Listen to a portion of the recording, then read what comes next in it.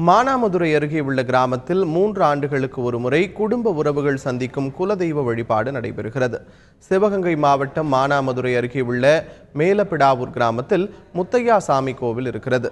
முத்தையா சாமியை குலதெய்வமாக வழிபடும் 500க்கும் மேற்பட்ட குடும்பத்தினர் பல்வேறு வெளியூர்களில் பரம்பரையாக வசித்து வருகின்றனர்.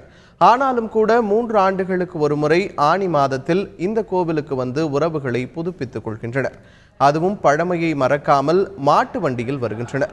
இந்த ஆண்டு திருவிழாவிற்காக கடந்த வியாழனன்று மானாமதுரை அழகர் கோவிலிலிருந்து மாட்டு வண்டி மூலமாக புறப்பட்ட அவர்கள் வெள்ளியன்று முத்தையா சாமி கோவிலில் நடந்த பூஜைகளில் பங்கேற்றனர்.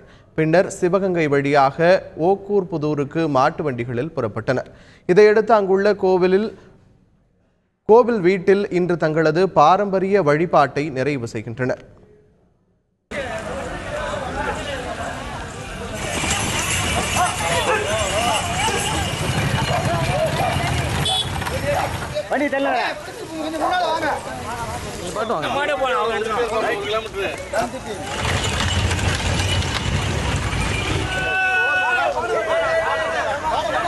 எல்லா விஷயமுமே கூட்டா எல்லாரும் சேர்ந்து தான் சாப்பாடு தயார் பண்ணுறதுல இருந்து சாப்பாடு சாப்பிட்றதுல இருந்து எல்லாரும் இன்னுமே அந்த பழைய முறையவே நாங்கள் கடைபிடிச்சு வரோம். இது எங்கள் சாமி எங்களை கூட்டு வண்டியில் வர சொல்லியிருக்கு. அதனால் கிட்டத்தட்ட 200 வருஷமாக மணிகட்டின வண்டியில் தான் வரோம்.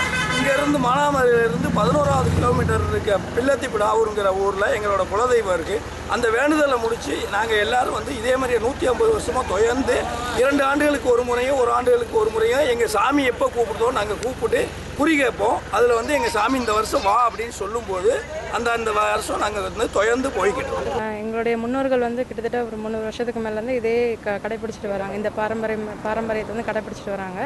எவ்வளோ அட்வான்ஸ்டாக பைக்கு காரு எல்லாமே இருந்தாலும் நாங்கள் இன்ன வரைக்கும் நாங்கள் மாட்டு வண்டியில் தான் நாங்கள் போகிறோம். இது வரைக்கும் போயிட்டுருக்கோம். நாங்கள் கார், பைக் என பல்வேறு வசதிகள் இருந்தாலும் 200 ஆண்டுகளாக இன்னமும் பழமை மாறாமல் முன்னோர் வாக்குப்படியே மாட்டு வண்டிகளில் பயணம் செய்து குலதெய்வத்தை இந்த மக்கள் வழிபட்டு வருகின்றனர்.